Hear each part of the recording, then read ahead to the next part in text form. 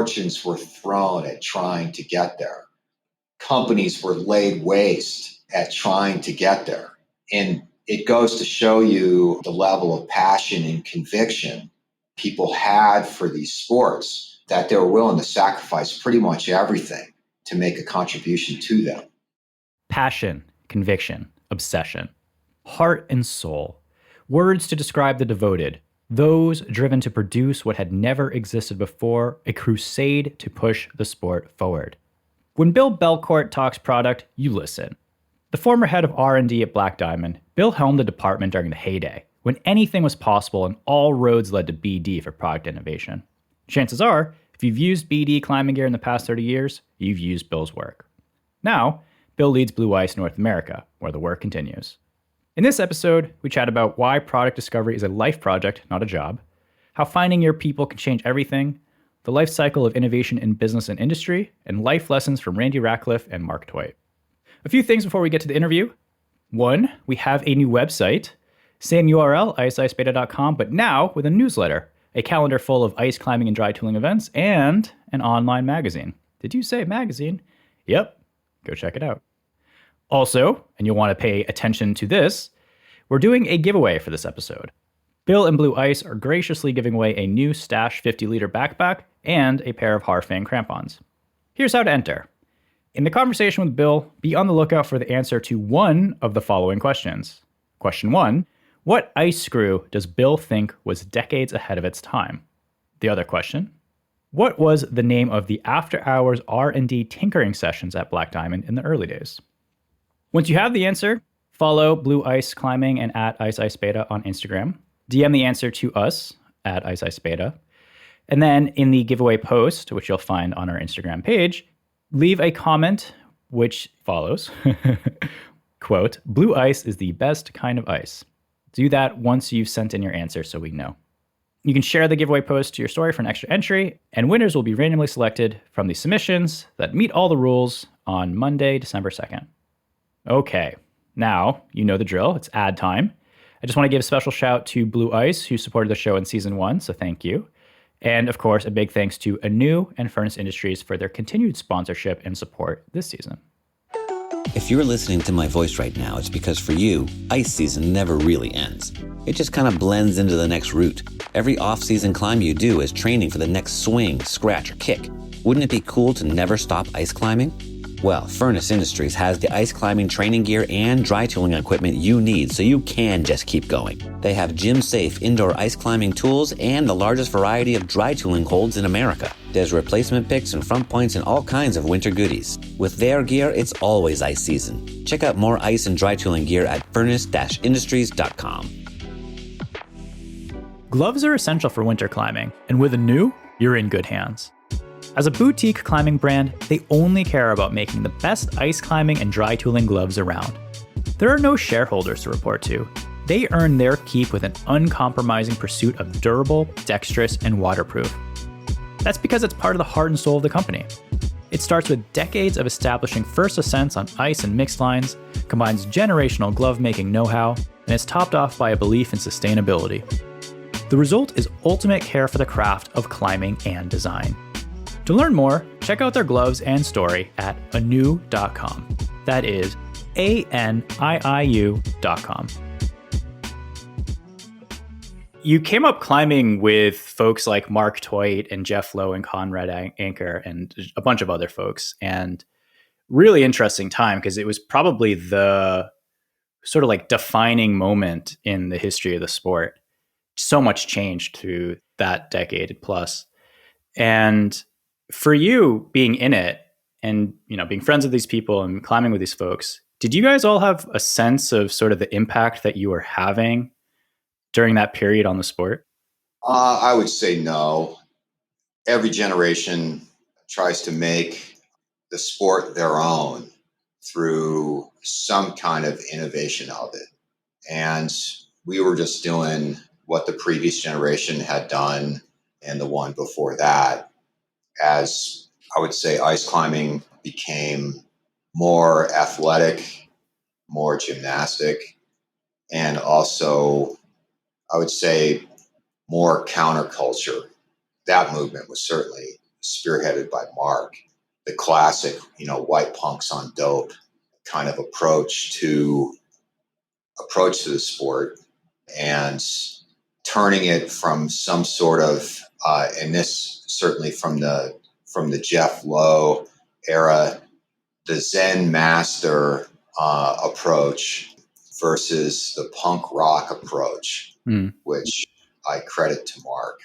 And I would say rock climbing had gone through that almost simultaneously. And I think in a lot of ways it led the charge. The 80s at Smith Rocks was where that movement started. And it was only natural that it move into ice as well. And each genre had its protagonist. Rock climbing had that whole crew at Smith. Ice climbing had our Rat Pack led by Mark. So it was super fun time because Mark is so into music. In a lot of ways, I could hear the soundtracks of the time going through my head. Joy Division, The Cure, Sisters of Mercy, Ministry.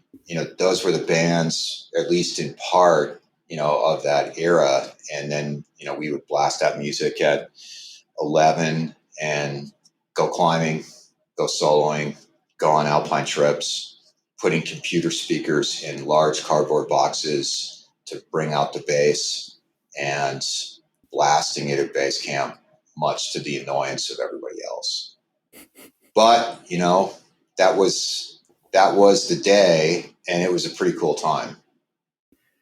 I guess I'm a little surprised that you say that it was, I had this sense, Twight's books and then his attitude at the time was just was serious punk rock, or punk rather. But I guess I'm surprised that you say that it was such a sort of rebellious period of time. Because my sense from the previous generation was similarly rebellious, but I guess different in kind. So maybe how was it reactionary, or how was it sort of different than the previous generation? Well, at some point, the previous generation becomes the establishment. And this is why there's always a need for reinvention.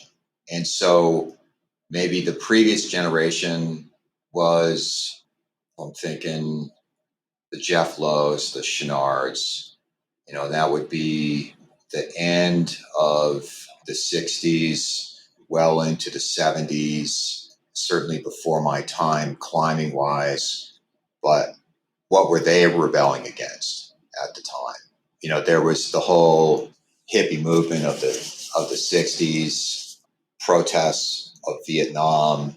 And, that certainly had a big influence in climbing at the time. I would say lots of times sports are a reflection of what's going on culturally at the time. It just manifests itself in a different way when it moves into climbing specifically. But there's a lot of similarities. And so at least my impression of the state of things back in the late 70s, early 80s, at least when I started, was leftovers from the 60s and the 70s as far as the approach to sport. A lot of mysticism, a lot of Zen in the art of motorcycle maintenance, and it was trying to almost reach a meditative state when it comes to climbing and being at peace, if you will.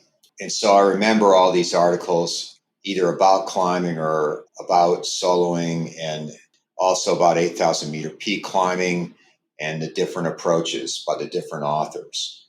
Guys like Ed Webster or Pete Boardman were philosophers, they're poets, and they wrote in a certain style that was an appreciation of nature. I would say a deep awareness of how small we all were out there in the environment, and trying to divest oneself of ego-driven climbing and not, well, at least not overtly going after the summit at all costs. And maybe that was rebelling against the conquering attitude of the previous generation when it came to climbing big peaks. Is that whether it was Maestre or numerous expeditions, usually led by Brits, to the Himalayas, which almost had a colonialist or an imperialist attitude towards beating the mountain into submission expedition style. Now you had the next generation being far more minimalist, more respectful, more philosophical, more mystical in its approach. There was a lot of Tai Chi practicers back then, sort of centering themselves, and also before going climbing and using climbing as an extension of that. And then along comes Mark. And if you're reading the magazines during that time, and he was absolutely the opposite, totally outrageous, driven by all the wrong reasons. I broke up with my girlfriend, and so I sold a bunch of huge stuff and almost died. And the whole, punk music influence. I remember if I was buying a climbing magazine and there was a Twight article in it, I was smiling even before I opened the magazine to the page, because I knew it was going to be outrageous. And it's exactly what I was looking for at the time. Because, you're an angry young man. You don't want to, you're not in the same place as some of these Zen masters at the time that were climbing. You were in a very different place, and you were wondering, A, what was wrong with you, and B, how long you were going to last. And then along comes this guy that validates exactly how you're feeling in your approach to the sport. And, he's doing some cool shit and it's working. Then you looked at that and said, well, hell, there's hope for me. So in a way, it was a bit of a movement. And then, like with any movement, the like-minded always seem to find each other and then amplify each other. And then as a result, some transformational stuff happens within the sport. So it moves to, it's a movement. So it moves. Yeah, I mean, we are a product of our environment. And I guess I didn't fully make the connection for myself of how the culture of ice climbing was shifting given the larger trends of that environment.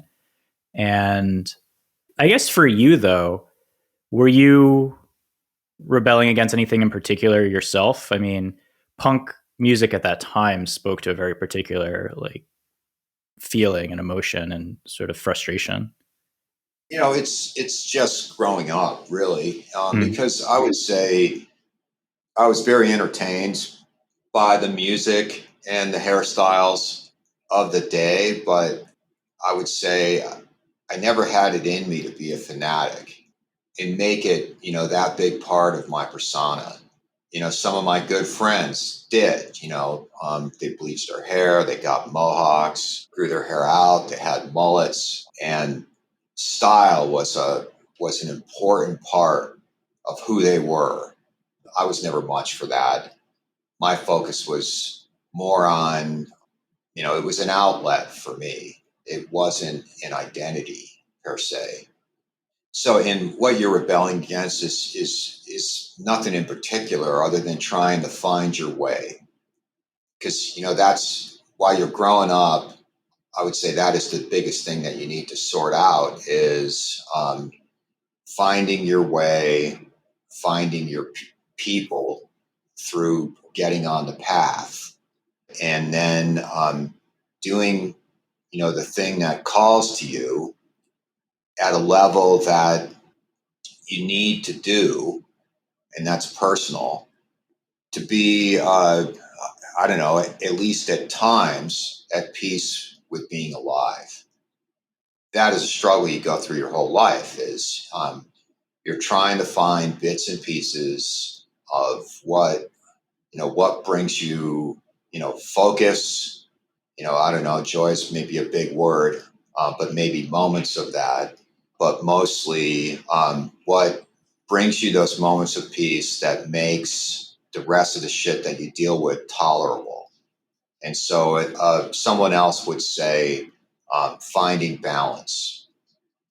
So to sort of not really answer your question, there was nothing specific I was rebelling against other than trying to figure out what I needed to survive.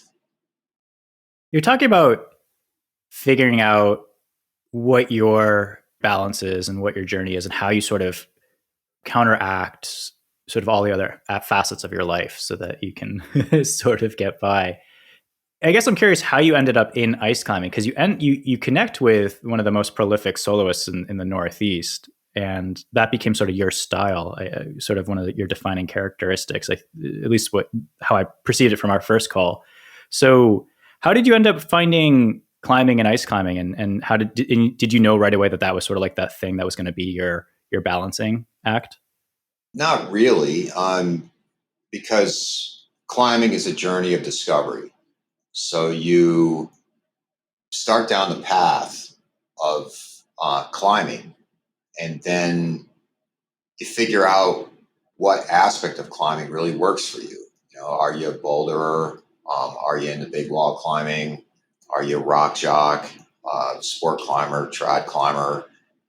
If you can't do any of those, you know, are you an ice climber or an alpinist or a mountaineer?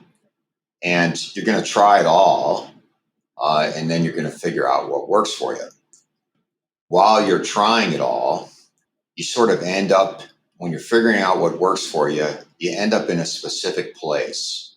Then when you end up in that place, you end up running into like-minded people in the place. And so I'll give you a little more detail.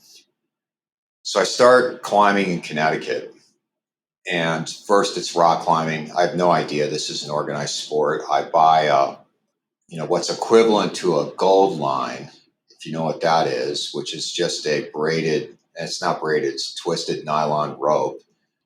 The Army had a version of it, and it was called green line. And so I bought a green line at an Army surplus store, and because up to that point we were using a polypropylene rope that I had stole off my dad's extension ladder. And we broke that doing a Tyrolean traverse, and then we decided we needed to upgrade. So a little bit of equipment, Army surplus equipment, allowed for more exploration of more serious terrain.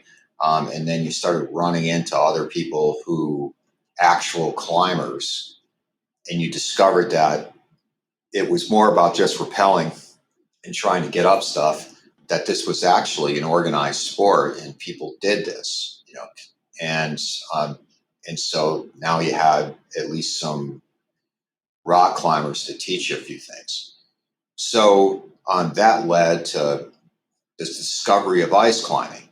And so you discover ice climbing. It's the mid 80s, and now I got some ice axes, and so you're starting to tackle whatever frozen ice you could find in Connecticut. And then when you connected with other climbers, now we were going up to New Hampshire and climbing up there. And I was climbing with a friend of mine, Jim Wilcox. He was a really experienced climber, good all-arounder, fantastic guy. We were climbing a newly formed route that was within the vicinity of Dracula, which is an iconic grade 4 ice climb on Frankenstein Cliff up there. And so someone was on the classic line, and so there was this, I would say, thin line off to one side, to the left or to the right, I can't remember. And it was my turn, so I lead this line. And the gear was crap because it was thin ice over rock. But, you know, I made my way to the top of it, not thinking like it was that big of a deal. And when Jim comes up, he just gives me this look. And he was like, that was not only really hard, but you probably would have died if you fell off it. Mm. And I was like, huh, really? Because I didn't think it was that bad. So, because lots of times you don't know how hard something is until you see it in reflection, and Mm. that is in someone else's eyes. Yeah, you didn't have a concept for like what you should be afraid of or what would be difficult. You just saw it and did it. Yeah, and so you go, okay, well, maybe I have a bit more aptitude for this than just regular rock climbing, and I Mm. am good in the cold, and so, but that one climb sort of changed the way local community looked at me as at least an ice climber, and I would get a talking to from a very heartfelt talking to from my community in Connecticut, that they thought I was going to kill myself on various climbing exploits and I should notch it back a bit. I always took that to heart at the time, but I didn't quite understand why they thought what I was doing was so dangerous because it didn't feel that way to me. How old were you at this point? I don't know, I was in my early 20s. Okay. So I tried to be conservative, just because I really respected them as climbers and friends, and I didn't want to do anything stupid. And I just said, all right, I'll try to keep a lid on what I was up to. But at some point, it didn't work anymore. I moved up to New Hampshire after a stint out west doing some skiing and some climbing. And then, I just threw myself into it. I worked at Wild Things, and then I got to work on a daily basis with Randy Rackliff, who, is an artist and a climber and a great designer and sewer of packs. And he sewed everything at Wild Things. Randy's not a man of many words, but an amazing talent in a variety of ways, and one of the best soloists, that you would ever see. Soloed more stuff than anybody knows about because for him, it was just a good day out. And so there was just no need for fanfare or to even mention it. So all of a sudden, I had Randy teaching me about how to modify the picks of the day on ice tools for the best performance, how to modify the tool itself, how to change the weight of them, how to make a better ice axe or a better pair of crampons out of whatever was currently available, and what worked and what didn't and why. And on the weekends, quote unquote, go climbing, which meant that there was no ropes, and you really didn't show up at the crag together. You just happened to be at the crag the same day and were walking by each other between routes. And so then you would compare notes. How was that one? And because we were just soloing. And then in an environment like this, I felt like I was no longer judged. I had someone better showing me what was possible, and it was way freer for me at the time. I could just do whatever I felt like I could do and not worry about how it might look to someone else and whether it was reasonable. Everything was reasonable. So it really opened my eyes and opened my perspective. This was the mid 80s or the late 80s. I was really able to raise the level for myself with Randy as a mentor. Even though Randy would probably tell you that he doesn't mentor anyone because he doesn't say much, and so you learn from Randy by example, maybe not necessarily because he tells you something. But I really appreciated that style because, I'm an observer by nature, and Randy was was an excellent person to observe, and he had a lot of different ways to show you stuff through art, through music, and through climbing, and also through gear design. And so you could sort of see, you could see why he was so good based on such a complete view of what he was doing. And, that one's kind of hard to explain because it's more than just exploits at the crag, and it's more than just pure lifestyle. It's philosophy and perspective as well.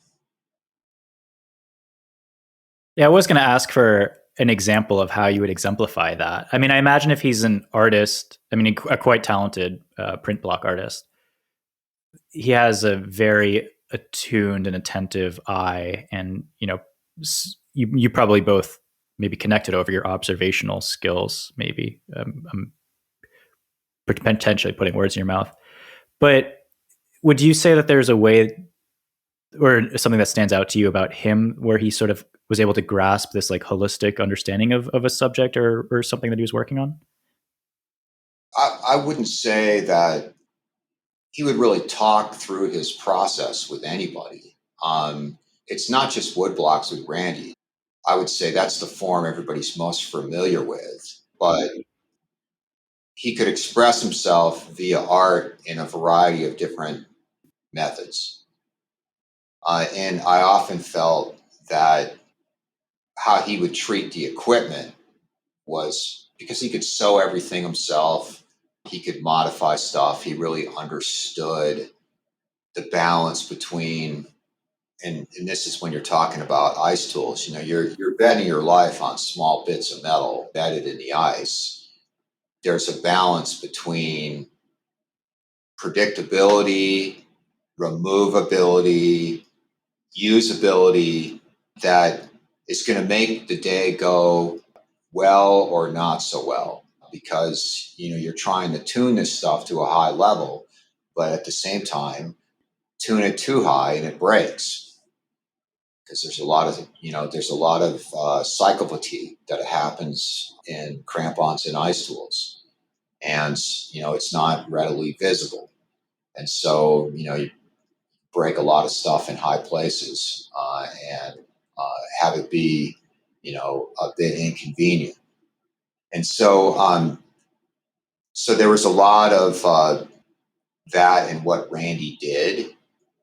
And so, you saw his, not just artistic talent, but his desire for perfection in subtle ways, just because he's not going to talk about it in that regard with many people. But when you do get him talking, and you do, the guy is a very sharp intellect, a great debater, and I would say a master of the Socratic method. And you can have days and days of meaningful conversation. He's one of those partners that you never get sick of, because it's always interesting, even if you're stuck in the tent in a storm for days at a time. If he'll talk. He might. Yeah. I mean, obviously he was a formative mentor for you. And I'm wondering if there are other sort of characteristics or lessons learned that you've ingrained in yourself, maybe subconsciously, or now that you're able to reflect upon it. Because you ended up spent the past 40 plus years working in product development.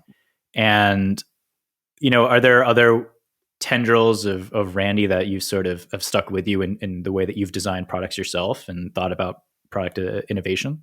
Oh, for sure. I would say Randy was, because I was already starting down the path of modifying all my own stuff, even before started working with Randy.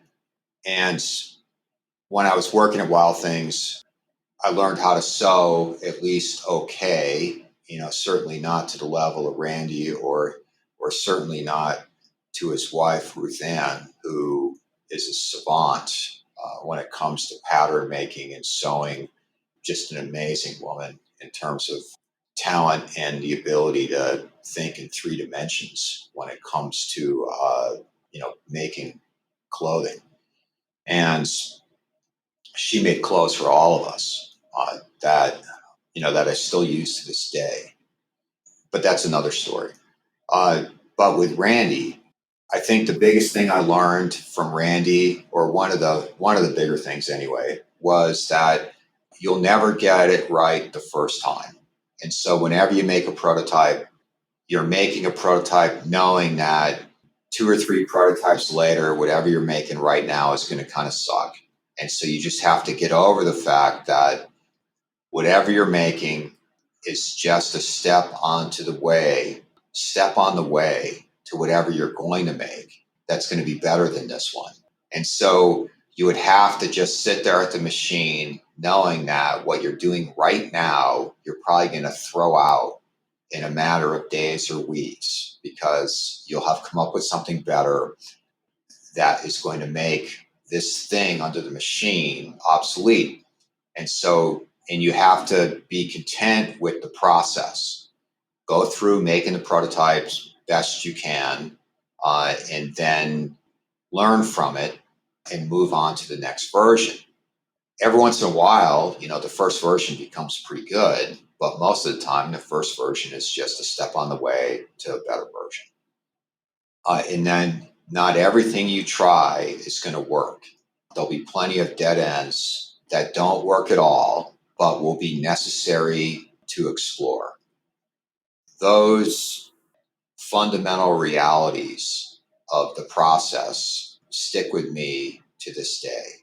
And that design is really just a journey of discovery, where you originally think is going to be the destination rarely is, because of what you discover along the way bends that arc many times in another direction that is even better than what you thought you were setting out to make to begin with. It's interesting because you can apply a lot of what you just said to maybe sort of your outlook on life, or maybe your approach to life. Like, I wonder if there are character attributes that you sort of garnered from Randy as well. Because there was part of it was like he influenced your climbing, moving from maybe more conservatism and safety focus in Connecticut to this sort of freer style. Yeah. Do you think that there were influences on your personality as well, or sort of how you approached life going forward? Yeah, I would say there are certainly parallels to that. And you could certainly use design as a metaphor for other things, or you can use life as a metaphor for design. But I think because the premise is open exploration of what's possible, and then seeing where it goes. Someone had asked me, and this was, I don't know, some Black Diamond marketing video that had a bunch of different voices on it. And it was about becoming a climber. And I was asked, how did you get here? And my answer was, I don't know, I just found myself here driven by instinct. And so, that is sort of that journey of discovery in what you choose to do in life is following your instincts and seeing where it leads. And in design, you're following your instincts and seeing where it leads, but you're also maybe just like in life, but it's a bit smaller of a world. You're letting the results and the data sort of guide your decisions next, as you're trying to find something in design that you're not exactly sure what it is, but you're looking for it. If you have too set of an idea in your mind as to what it is that you're looking for, you're not going to really find the ultimate thing, because you're sort of predetermining your outcome. you can use that as a metaphor for life or even a metaphor for climbing. And that is, you're forcing the roots, and I forget who it was. Maybe it was one of the big names from back in the day. And it was a single drop of water. And that was a line up a wall that's like a single drop of water falling from the sky in terms of its directness. To me, I'm going, all right, that sounds a lot like you're forcing a pure right angle, up this face, regardless of what, the features of the climb present to you, because you have this vision of what perfection is, this single drop of water that has nothing to do with what is, where the climb takes you versus where you want to take the climb. And so design can be the same way. You always want to be open to where the possibilities take you and not force some predetermined idea on the process that maybe results in something far less elegant in terms of solution. To push the boundaries, though, you still have to have, let's say, if you want to introduce an entirely different product or concept, like a paradigmatic shift, let's say, and maybe that's from going from straight shaft tools to curved handle and downward facing pick and things like that. I mean, that's probably overestimating that, but you still have to have a concept for a future that doesn't necessarily exist, right? So there is a bit of a forcing factor, no? Or maybe I'm misreading what you're saying. I would say it's more of a, there's still a curiosity. There's a desire to do better than, what is status quo, and there's a desire to solve the problems that exist. But you might have an idea on the onset of what that could look like, some variation on what is currently available, or you've got a notion of what the solution is to a problem. And that means you're going to explore a couple of ideas. And maybe you got an idea and some other people on the team have a different idea, and they all sound great. And then you're going to prototype all these ideas, and then you're going to see which one actually works. Even though they all sound great, one of the more obscure ones just might be the one that works, and it's not obvious. And you're like, I thought this was a good idea. I thought it would work, and it just doesn't. The reaction you see at times is an idea that sounded really good, didn't quite work, but because there's such a big belief in that idea from maybe the person in charge of the project, that they optimize that idea.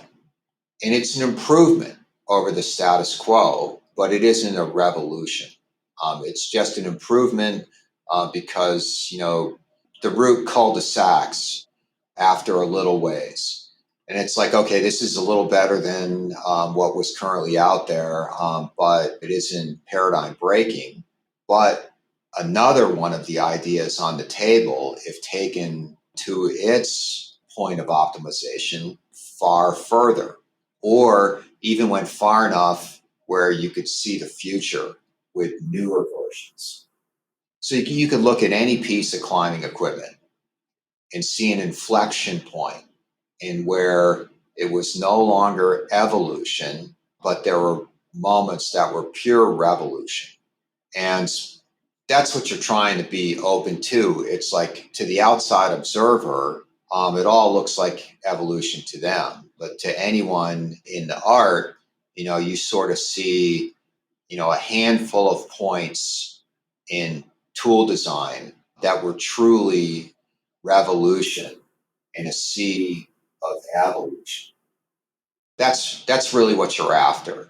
It could be a lot more subtle than it sounds.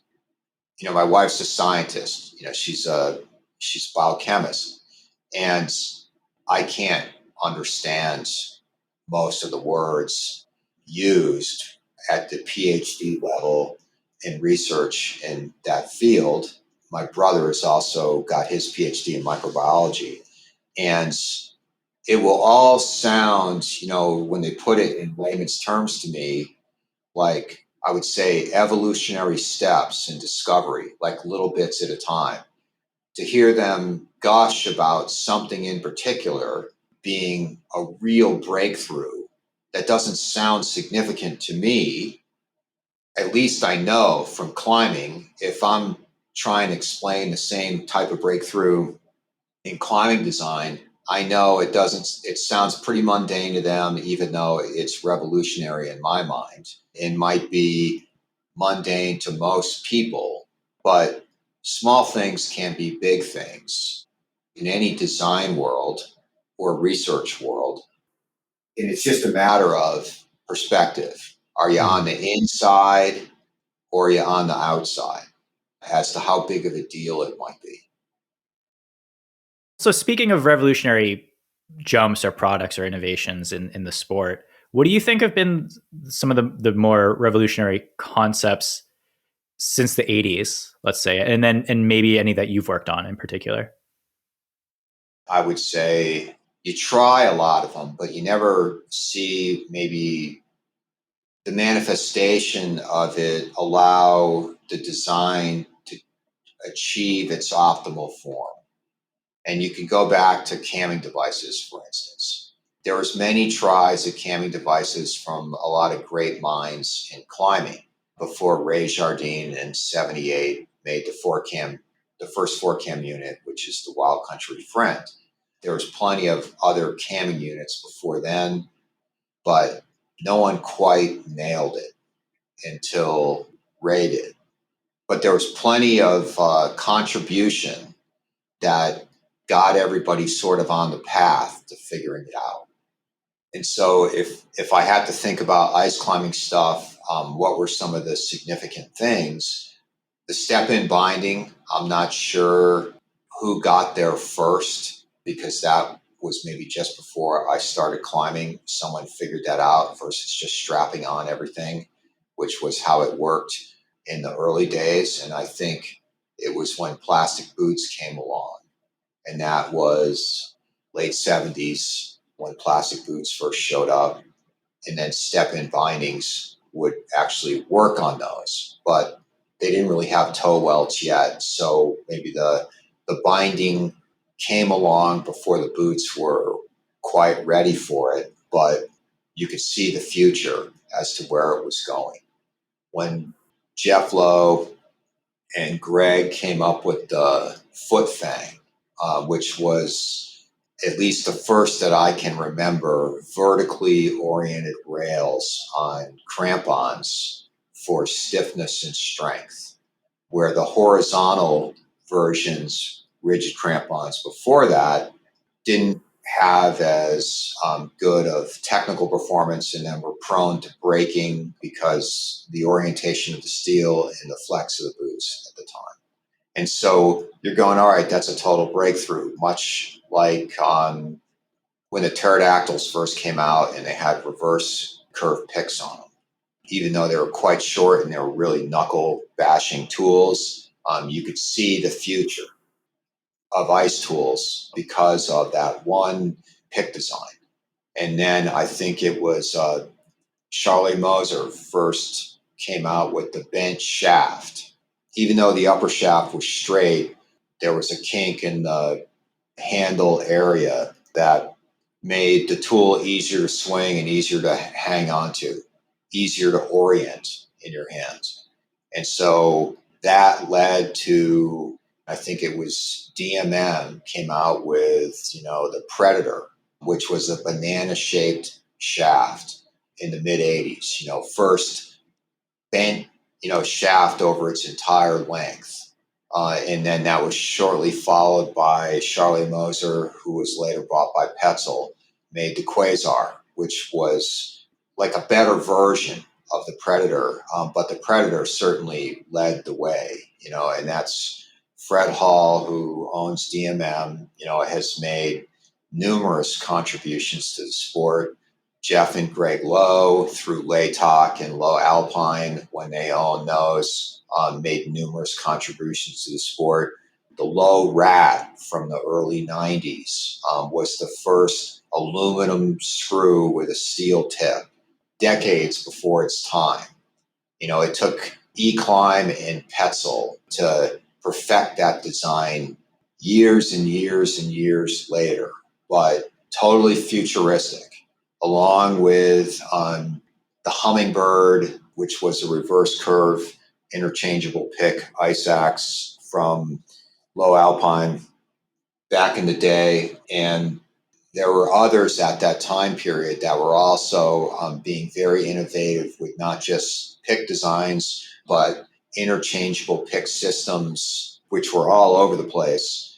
Gravel was right in there making a bunch of contributions to crampon design and ice tool design. And in the late 90s, early 2000s, when the Ice Climbing World Cup started, Manu, who was one of the top climbers at the time, he was working at Gravel and came up with the first leashless tool, which was the machine. That changed everything. And so even though it wasn't perfected, it changed the trajectory of equipment to what we see today. If you ask me, because this was a question in there, what's my contribution? As a climber, you can't ever claim it, and that is any contribution you may or may not have made, anything you did that might have been significant or not, really can't be determined by you. It is determined by a jury of your peers in the sport. And so your stature in the community, your contribution, you can't determine that yourself. You can't claim it. The tribe decides whether or not anything you did is worth anything at all. So that's up to the tribe. That ain't up to me. You'll have to ask somebody else. What's interesting about this period of time in the sport is how much product development did occur and how many of the strongest climbers were either running their own companies or part of larger brands at the time. And so, for example, you were an early employee at Black Diamond, I think when they had originally spun out from Patagonia. And I know that around that time, like some of the strongest climbers in the world were working there. And I don't know if you guys referred to yourself internally as this, but there was an outside article that I read that was quite fun, where they called you guys the Mutant Factory. And I don't know, I guess I'll start there. Did you guys call yourselves that? No. I remember that photo shoot because I think I'm in there somewhere. You're quoted quite a bit in the piece. To us, it was just normal because that was the world you were living in. And Black Diamond at the time was like the old saying about Rome during the golden era was all roads lead to Rome. It was the epicenter of power, culture, art, philosophy, everything.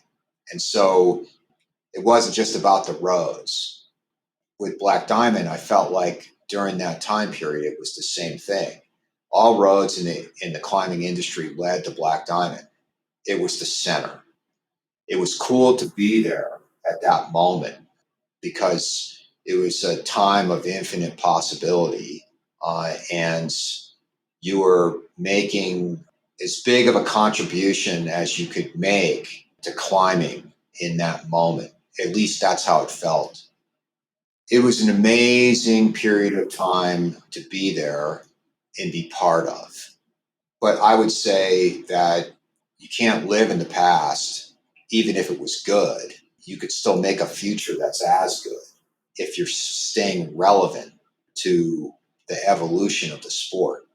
It's always important not to get caught up in the good old days because it's really a state of mind, not necessarily a state of things.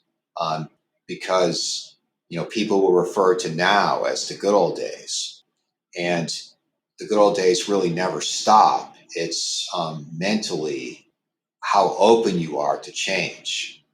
I think of history in terms of climbing equipment, certainly Black Diamond being a significant part of that for me. And this goes back to what Rackliff said about making early prototypes. I think of the epic pile of product that was created by all of us back then and since then. I cringe when I look at some of the ideas, and it wasn't just our ideas, but other ideas that just didn't become the ultimate version of tools for the sport. And you're going, yeah, a lot of this stuff you would look at now as, relics and junk because those ideas didn't pan out. I went in another direction. The answer lied elsewhere. But all of this stuff was necessary to get there. And people threw their careers at trying to get there. Fortunes were thrown at trying to get there. Companies were laid waste at trying to get there. And it goes to show you the level of passion and conviction people had for these sports that they were willing to sacrifice pretty much everything to make a contribution to them at whatever level they could, knowing that there was no fortunes to be made. You were just trying to get to a point of sustainability. You were just trying to get on to, whatever the next thing could be. It was love over gold for sure for this crazy lifestyle that sucked a lot of us in and continues to hold us.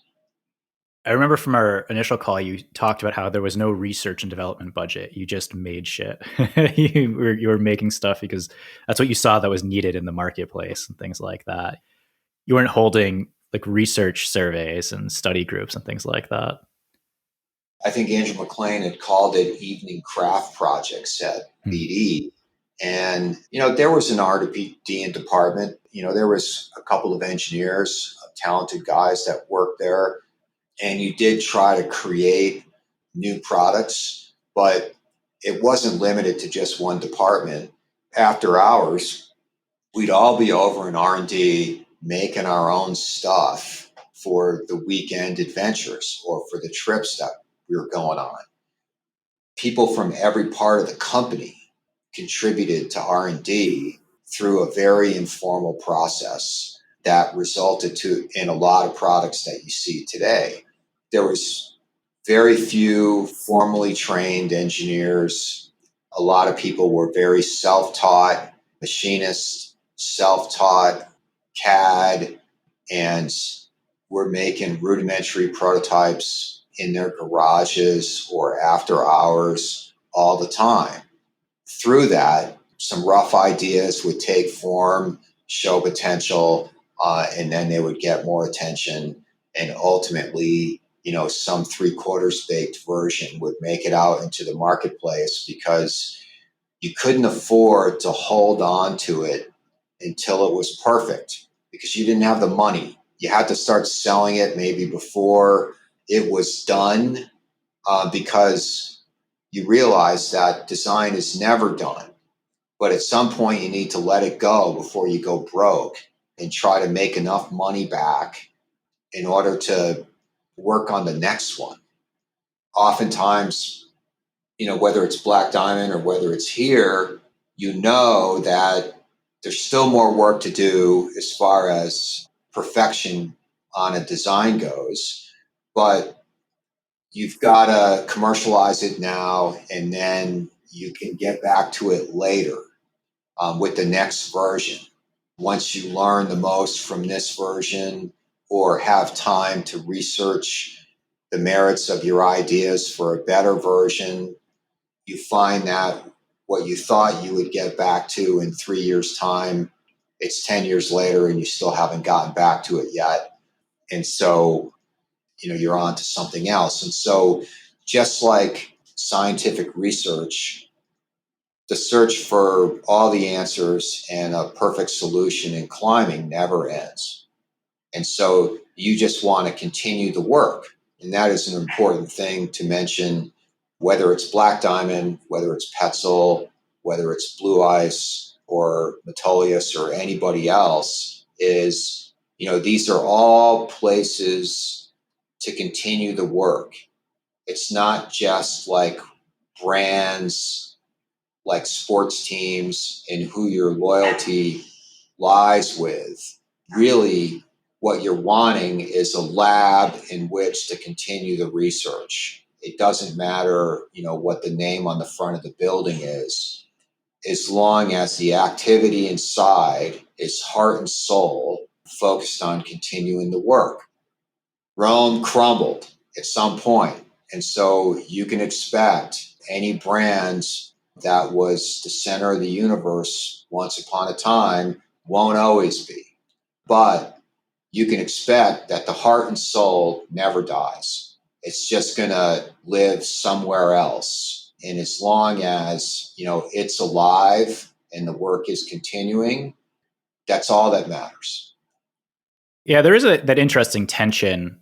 I don't know if you've ever read the book, The Innovator's Dilemma by Clayton Christensen, but he summarizes the life cycle of businesses pretty well in that regard, where it's, the early stages, there's the innovation, and it's driven by the impassioned, the early adopters, the ones that are like out doing it and they're, building it for themselves because they just really want it. But then you get to a certain point where your scale starts to sort of dictate your behavior, which is like, we need to pay the bills. We need, you develop your cash cow and you sort of are able to coast off of that. And that culture tends to like push out the innovators to some regard. And so it's one thing to work with Alex Lowe directly and have him like on staff. And it's another thing to like have sponsored athletes come in once a quarter to give feedback on products. Like that mindset, I imagine, is quite different from someone who's in creating something every day, because the cycle that you can go through ideas is just a lot slower. Obviously if we're talking about Black Diamond, like they're like one of the largest outdoor brands at this point. And I will offer an opinion, and I'm curious what you think, but it seems like there just hasn't been that much new developments in ice climbing gear specifically. And from what I've heard, all these companies have new ice climbing tools. They're just sitting on it because, they have the Nomic and the Extreme. I think they had like banner years basically during COVID. And I think they're still like way above like average from what I've heard. And so like, why would you mess with a good thing? But at the same time, it's like, isn't that sort of your duty as a business to sort of like move things along? And I guess the question for you is like, do you think innovation slowed down at all in this sport? I would say yes. And we could spend a few minutes on my perspective on why, for sure. First, it's outside money coming into the outdoor industry. I would say that's where it starts. If you look back at companies in the industry, and this is, of all types, water sports, climbing, backpacking, mountaineering.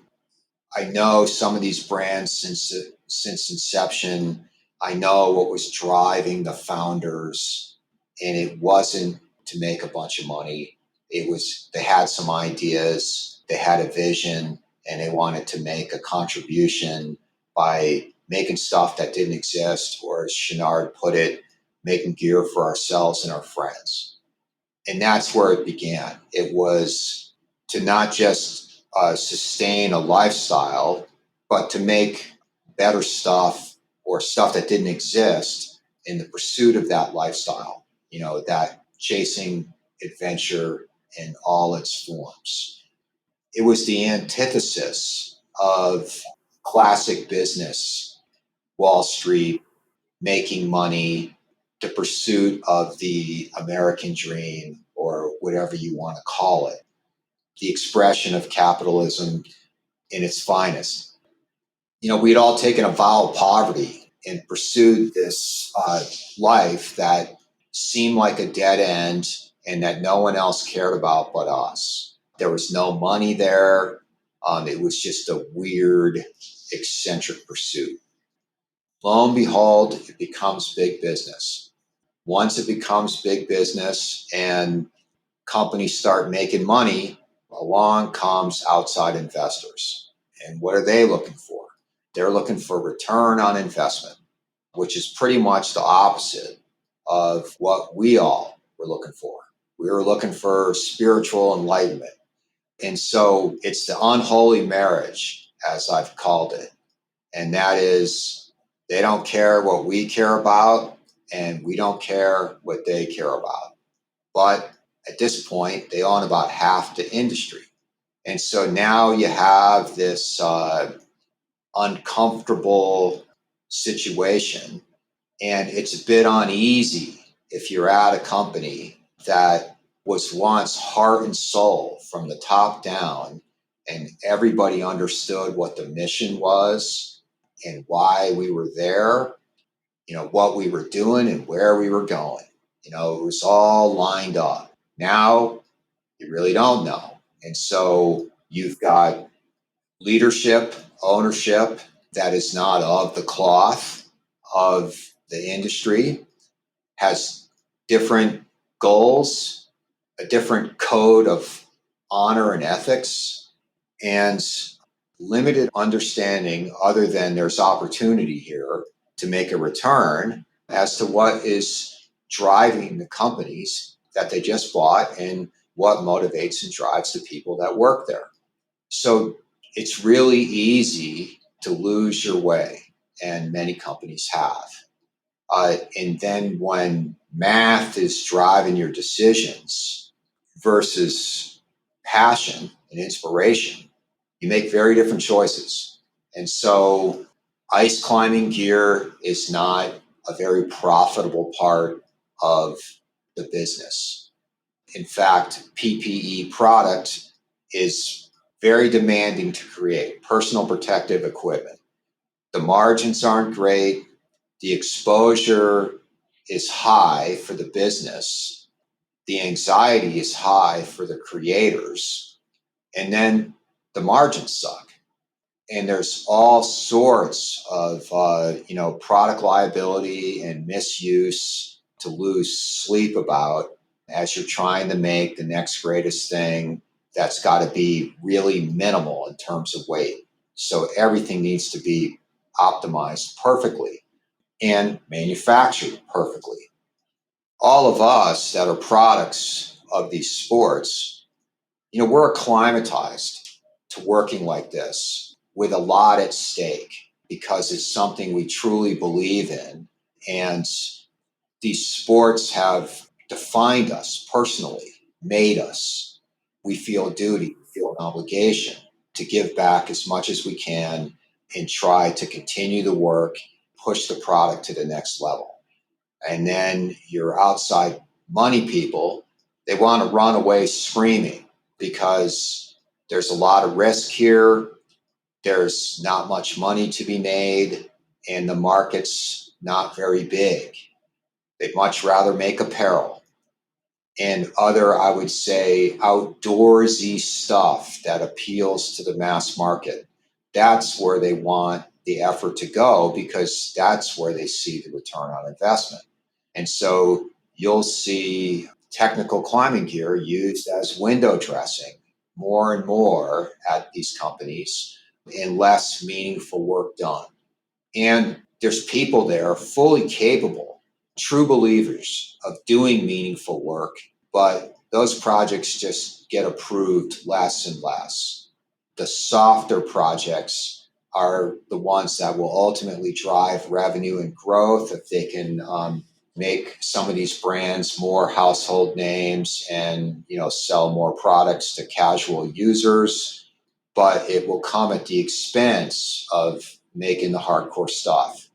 There's some positive news here, or a silver lining, and that is when those companies get so big, they're not content with growth of core climbing equipment because it doesn't feed the beast.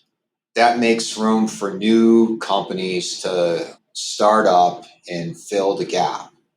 And you've seen this pattern in surf and in skate.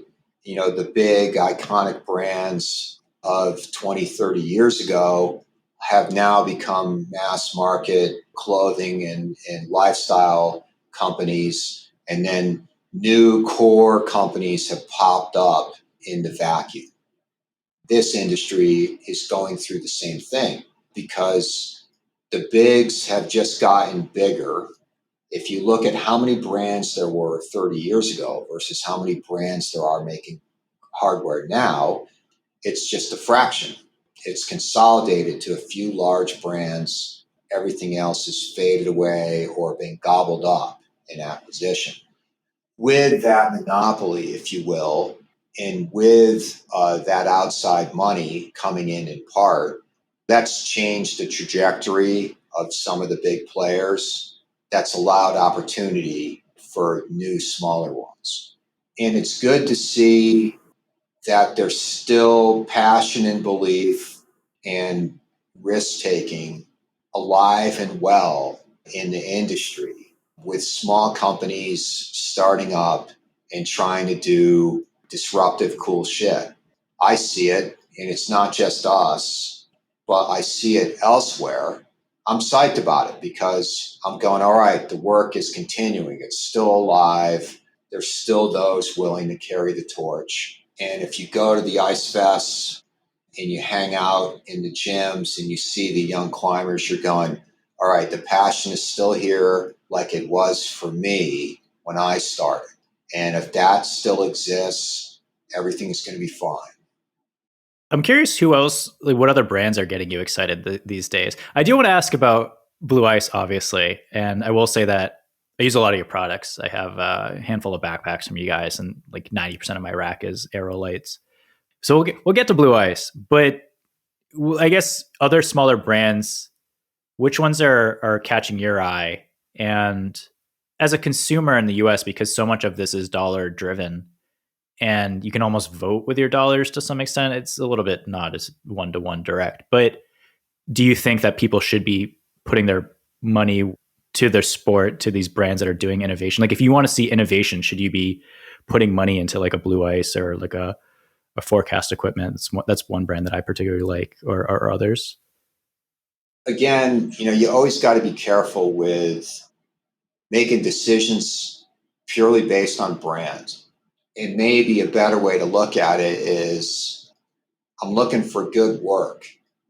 Let's look at the work on the merits, because Black Diamond, for instance, I worked there for 23 years, worked with many of the designers that are still there.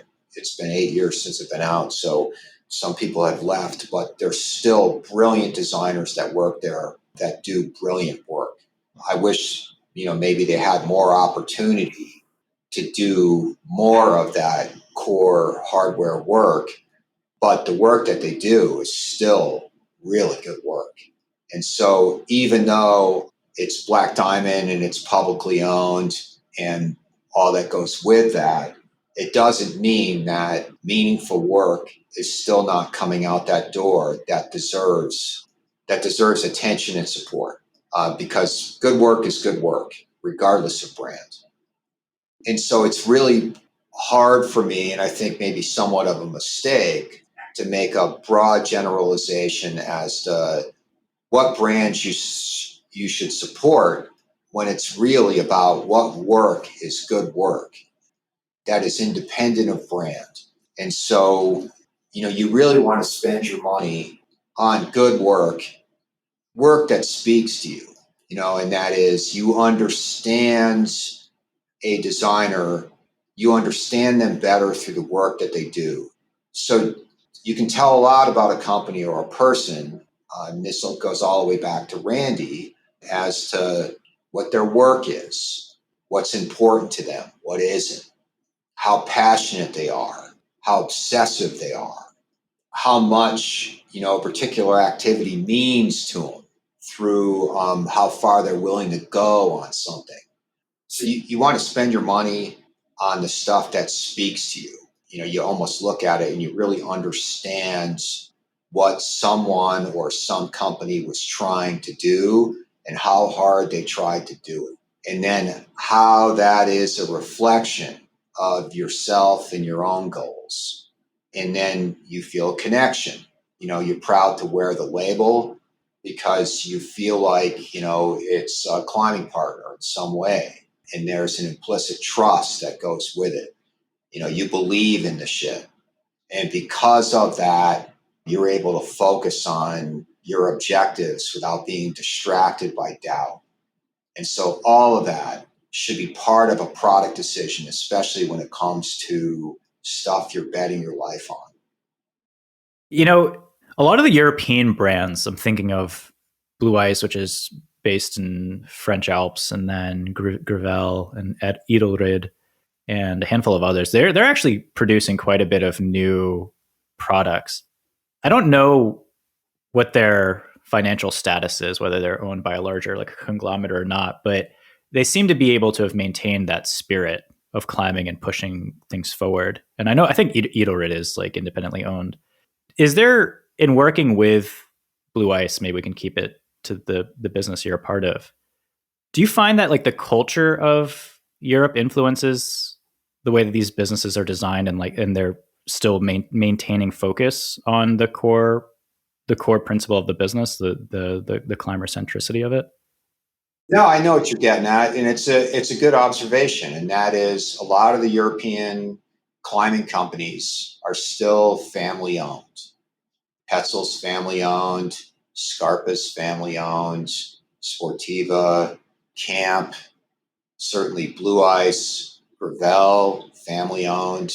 And there's good and bad about family businesses that are multi-generational.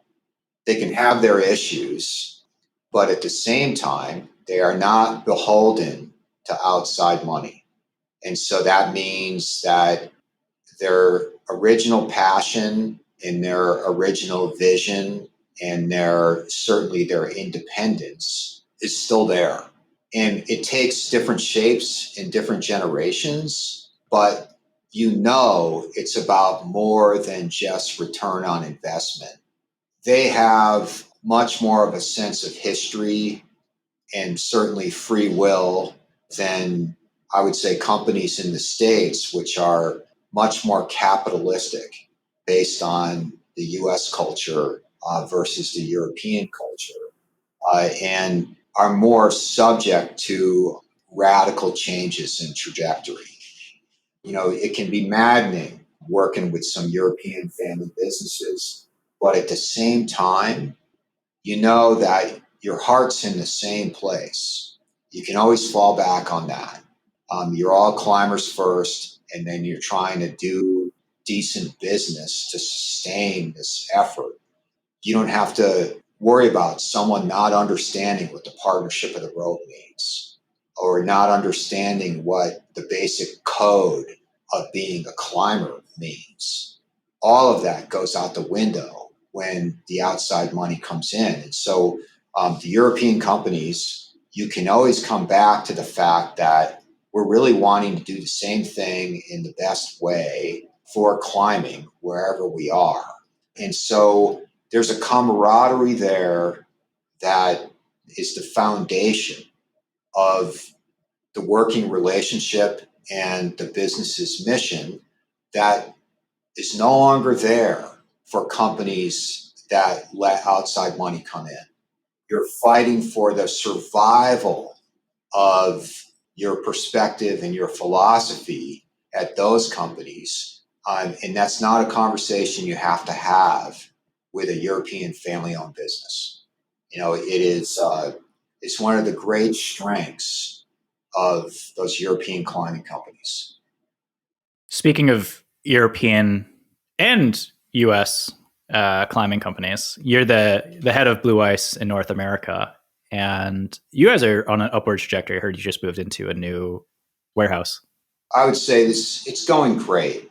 It's very refreshing, because I worked for family-owned businesses before, worked for small specialty climbing shops. I've worked, for John and Titoon Bouchard at Wild Things, with Randy and Ruth Ann back in the day. Certainly at Black Diamond when it was, independently owned, and saw the transformation when that went public, and then did a stint at Gravel and with Mark, and now at Blue Ice, which is a bunch of Gravel and BD expats, essentially, is what Blue Ice is.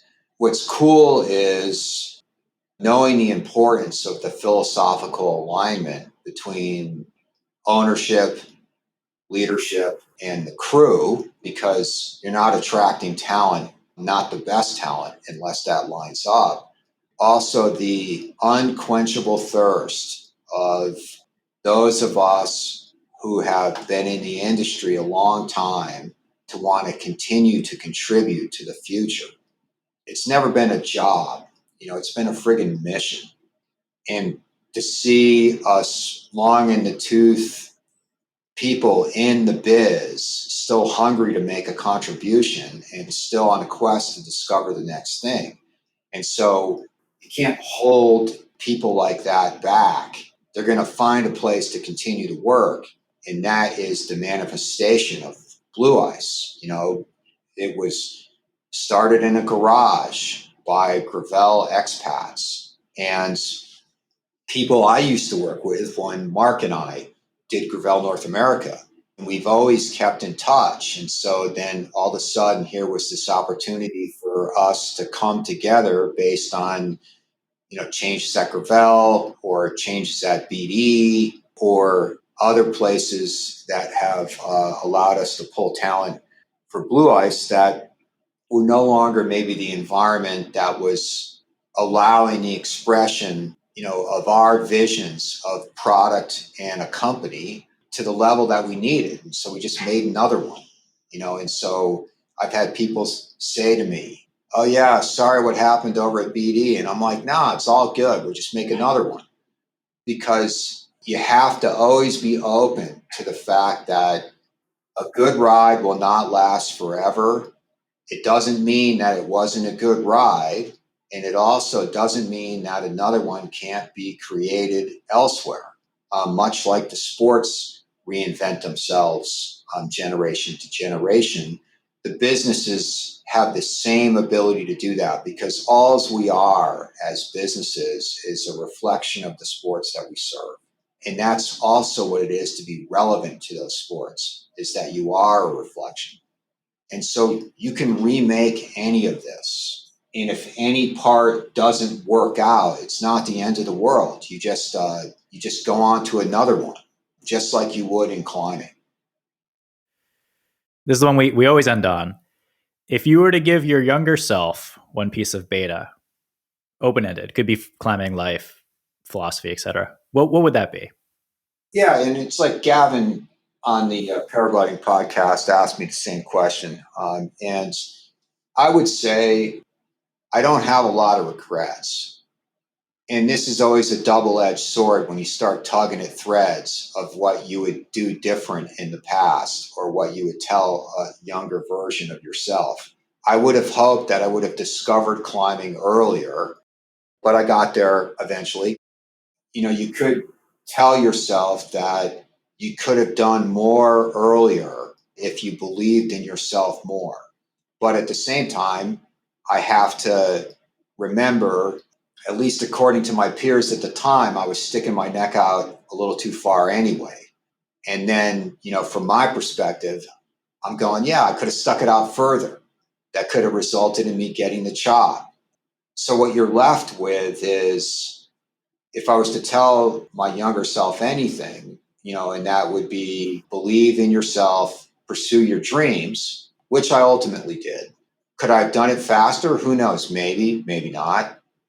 It's hard to say what I would tell a younger self to do different. It's a bit of a dangerous game to play because you can unravel a lot. But self-belief, if I was to say anything, it would be that. Believe in yourself and believe in, where that takes you. Because you could have a lot of people telling you, it's wrong, it's a waste of time, it'll lead nowhere, which I had, but I went anyway. And so if that's worth anything to anybody listening, is pursue your dreams, fuck what anybody is telling you in terms of not, because you only get one shot at this, and make sure you get out of it what you want and what you need, not what society tells you is a more rational choice. Bill isn't really active on social media, so no point in sharing links. We didn't talk about it in the episode, but Bill has been at the vanguard of paragliding in the US for decades and has several long-distance records. If you are curious about that aspect of his life, you can check out a podcast episode interview that I share in the episode notes. If you'd like to do a deeper dive into sort of the backstory or mythology of Black Diamond, there's a really good article from Outside from back in the day called Welcome to the Mutant Factory, which I again link to in the show notes. And of course, if you'd like to support a climbing brand who is continuing the work, check out Blue Ice at blueice.com. As always, thank you to Hannah Noel for providing the intro music and Andrew Solomon for editing.